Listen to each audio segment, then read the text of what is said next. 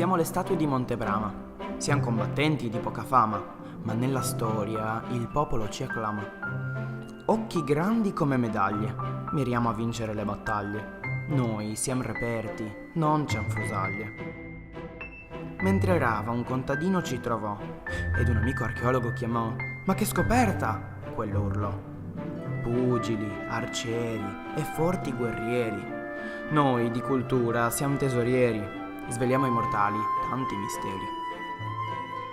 Eravamo grosse pietre di calcare, scolpite poi al fin di ricordare che la storia non si può dimenticare.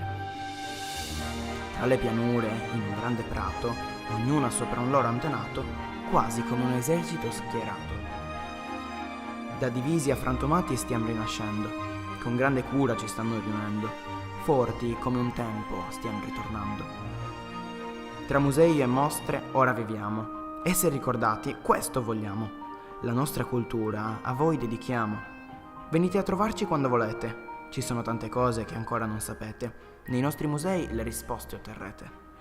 Quando arriverete nel nostro museo amato, provate a guardare, tutto d'un fiato, tutto il popolo nella pietra incastonato.